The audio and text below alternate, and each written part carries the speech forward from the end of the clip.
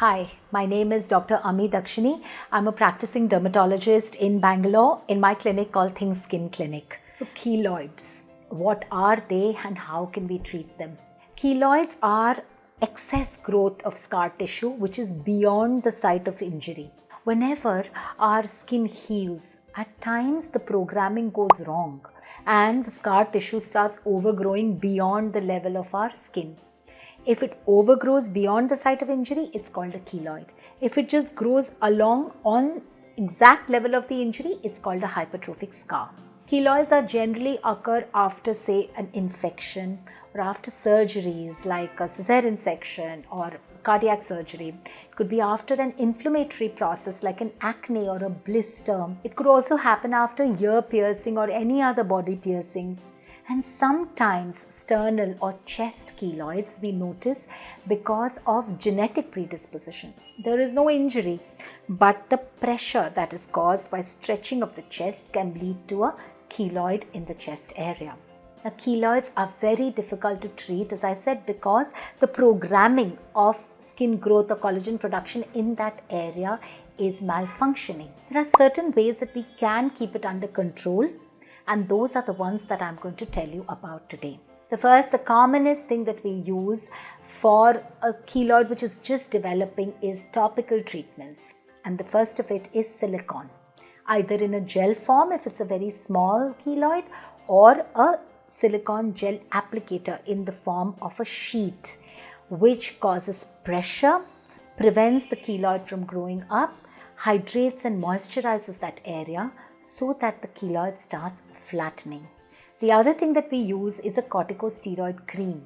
Now, steroids, by virtue of their effect on the cells in the particular area, can reduce the excess production of collagen and thereby keep the keloid under control and try and heal it. If this doesn't work, we go to the next stage where we start doing injectables. So one of the ways that we can do is inject a corticosteroid called triamcinolone into the keloid so that it starts working immediately, causing flattening of the keloid as well as reducing the symptoms, because sometimes keloids can be a menace. They can cause itching, pain, irritation, and sometimes it can even get infected. So treatment at the right time is very important. Very rare cases, we inject an anti-cancer like a 5-fluorouracil into the keloid if it's too large and not responding to a steroid. If the injectables don't work, then there are certain other options like cryotherapy. We use liquid nitrogen at very minus 40 degrees Celsius to completely freeze the keloid, which flattens it as well as prevents it from growing.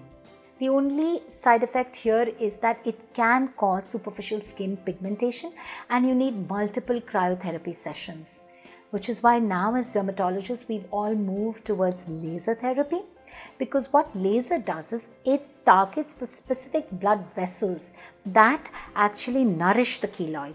So once those blood vessels constrict, the keloid doesn't grow. The collagen production reduces and that can flatten the keloid. We also use certain microneedling and fractional laser techniques to remodel the collagen in the scar area.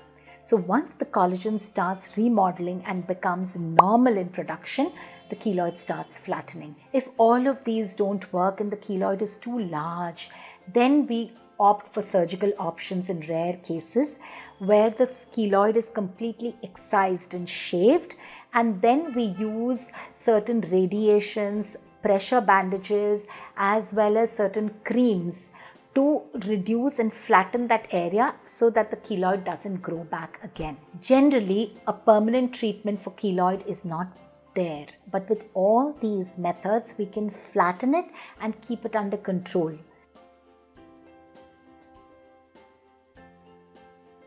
But once the skin changes its effect after a keloid, there will always be a scar that remains.